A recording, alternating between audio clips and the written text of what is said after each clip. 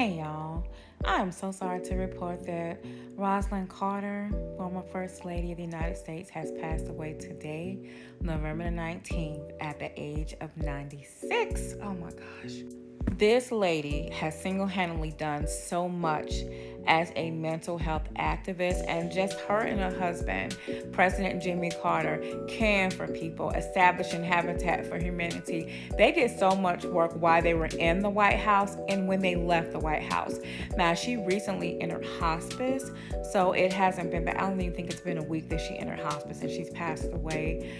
Her husband, President Jimmy Carter, entered hospice earlier this year and he's still around. So let me play the video that will let you know, in case you didn't know, what a wonderful light this woman was to the world.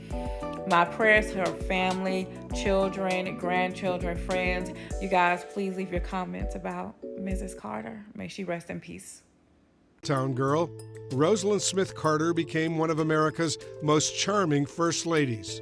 Born in Plains, Georgia on August 18, 1927, she was valedictorian of her high school class and met and married Jimmy Carter when he was in the U.S. Navy.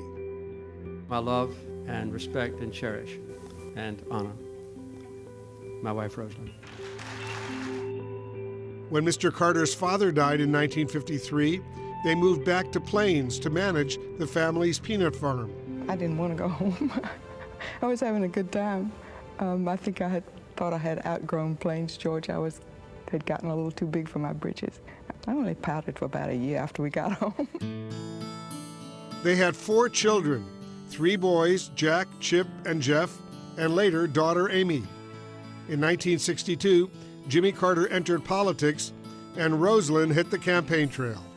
Campaigning was fun, up to a certain point, because I got to travel and see the whole country.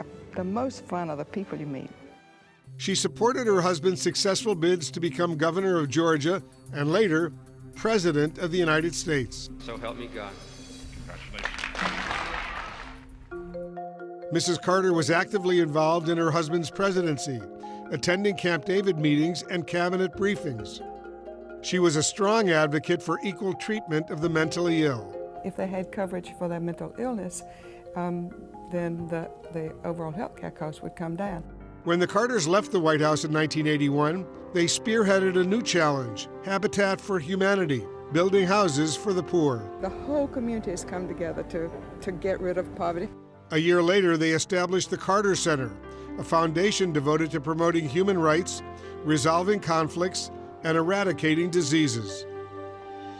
Mrs. Carter continued to focus on reducing the stigma of mental illness. I'm really, really proud of you and very impressed with what you can do. Another focus, caregiving, an issue close to her heart, as she told a congressional committee. It's been part of my life since I was 12 years old. And my father was diagnosed with leukemia at age 44. We lived in a very small town and all the neighbors rallied around, but I still vividly remember going to my secret hiding place, the outdoor privy, if you can believe that, to cry. That's where I could be alone. In 1999, Rosalynn and Jimmy Carter were honored with the Presidential Medal of Freedom, the nation's highest honor for civilians. Rosa and I have visited now more than 115 nations in the world. Mrs. Carter was often irritated that her husband was praised more for his achievements after his presidency than those of his administration, but she accepted that was politics. Doesn't matter what you do, you're going to be criticized for it. And so do what you want to do. And they were a remarkably close first couple. Jimmy Carter used to say Rosalynn was much more than his wife. It's always Rosalynn to whom I turn for the primary advice, and we make the decisions together. She's the matriarch. When our 11 grandchildren or our 4 children have a problem, they call Rosalynn first because they know that they'll get a sympathetic ear. She remained by his side, occasionally joining with other first families, and later supporting each other in their twilight, she with dementia and Mr. Carter in hospice. And in the 39th president, Rosalynn Carter got more than just a husband. My life with Jimmy Carter has been more adventuresome than I ever dreamed it would be.